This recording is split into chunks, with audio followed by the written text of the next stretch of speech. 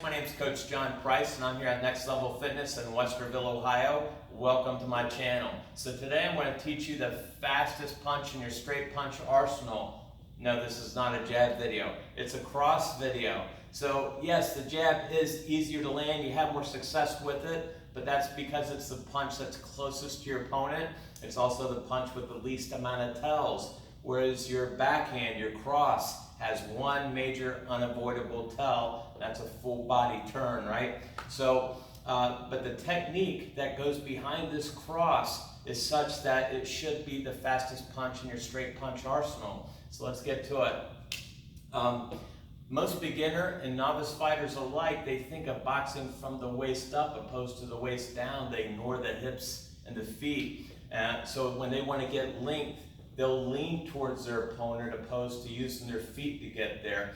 Or when they want to get power, they'll dip their upper body, dip their lead shoulder in hopes to get more power. But they're doing neither. They're just executing bad form, right? So I'm going to give you 5 power sources for your cross. And yes, it starts with your feet, right? So within your stance, of course, we know boxers don't step with their lead leg. They rather drive off their back foot, and their lead leg goes out as a result of that.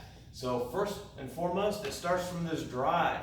How fast can I get there? Because that momentum will carry my punch. The feet also turn your hips, and the hips are a major power source within your punching power, right? For all punches. So there's that. So that's a good segue into the hips. So the hips are the number 2 power source I want to talk about. So it's not only the speed of the hips, it's not only the speed of the hip turn. I talked about within your stance, you want 55-60% of your weight on your back hip. Not only that will help you drive more effectively, but now when I throw my cross, I'm going to shift that added weight over to my lead hip. And that's shifting my weight behind my cross, right? So the shift of weight in the cross isn't from back here to up there. It's just a lateral shift of weight. It's from hip to hip, just the hip to hip. My torso merely goes for the ride. So that's number 2. Number 3, the torso. Okay. When as long as I keep my elbows up and in and on my torso, when I'm halfway in my turn of my cross, I now have my torso behind my elbow. My torso adds extra weight behind this punch, right? So you want your arms back here, keep them up in front. You'll be closer to your opponent and you'll get the benefit of the weight behind your elbow. Lastly, or not lastly, but fourth, the punch itself. Okay, so your power, well, let me back up. All straight punches come to their natural conclusion. So not only are you going to extend your arm, you extend the shoulder as well. So look how much length I gain from extending my shoulder. Plus, I have corporate muscles in the back of my shoulder, my lats and whatnot.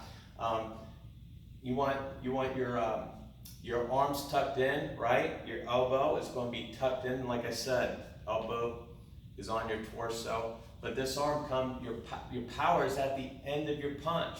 So if I hit with a bent elbow, if I'm here at the end of my punch, I'm crowding myself. Power's at the end of the shot. Last but not least, it's incorporating all these together. It's the timing.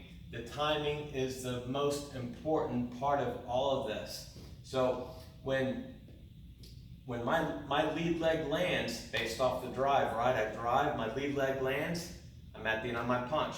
When my back foot lands, I'm at the end of my cross. And when I land my back foot, it should be in its pivot position.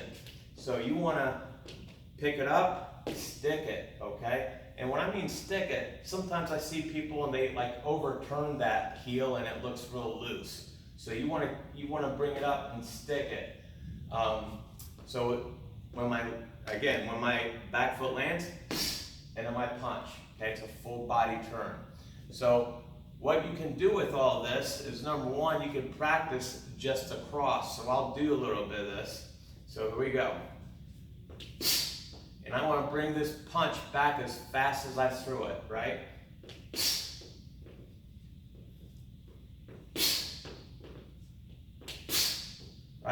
and then I'll incorporate the steps. You don't want to do any of this until you practice this slow first, get real comfortable with it, but then you get the 2 steps involved. You can get your jab out, gear up for this.